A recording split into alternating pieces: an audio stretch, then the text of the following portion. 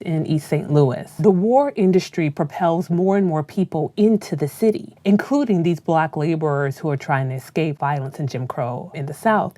By 1917, the Black population had doubled. We see more white anxiety. This anxiety is about sharing America's resources and opportunities. What we see is that the white people who believe in white supremacy think that only white people are entitled to the resources. In the spring of 1917, White American Federation of Labor members go on strike. Most Black people are barred from union membership. The company responds by hiring 470 Black workers. This had been a long-time strategy to break strikes. White workers are infuriated. They start to act in really menacing ways towards the Black people. The white press is not acknowledging that white people are instigating this violence.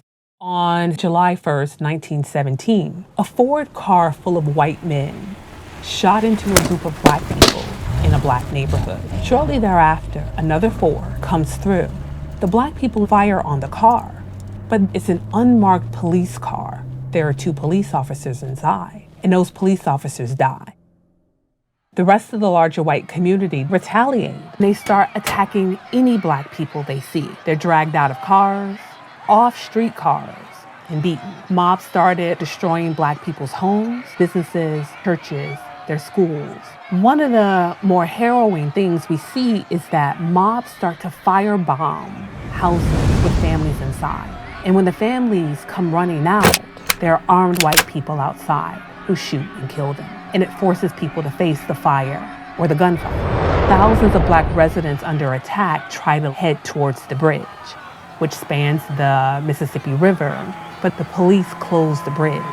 Some people are so desperate to escape, they jump into the river and drown. There are several hundred people who are left homeless. Anywhere from 39 to 125 people died in the massacre. W.E.B. Du Bois goes there to investigate, and so does Ida B. Wells, who writes this really extensive report. She has a lot of firsthand stories from survivors of the massacre. What you see are 2 completely different stories coming out of the white press and the Black press about the same event.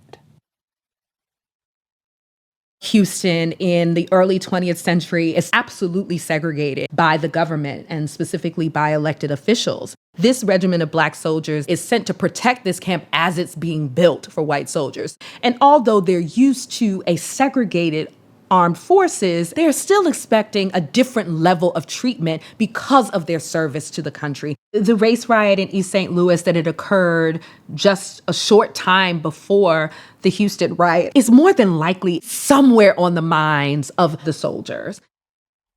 There are white police officers who are attempting to arrest and in this process violate a Black woman. A soldier felt the need to intervene, fearing for the woman's safety. And he gets arrested. A higher ranking soldier comes to check the status of this arrested soldier. He is then attacked by police. News of this travels to Camp Logan. This regiment of Black soldiers decided that they need to go into the city and to take a stand. As they're marching, they're encountering white civilians who are armed. They're encountering white law enforcement who are armed, and they're all perceiving this as threat. So they are shooting. Enough has been circulating in this community that this is now a wartime kind of feeling. By the end, nearly 20 police officers had been killed. You also have a few white civilians and a slightly smaller number of Black civilians who are killed. It is only the Black soldiers that were penalized for what occurred in Houston. There is a mass hanging on an early morning after a very short judicial process. Woodrow Wilson, after reviewing all of this, grants a few individuals clemency because he wants to continue to inspire the African-American soldier to be loyal to the U.S. democratic cause and our cause abroad.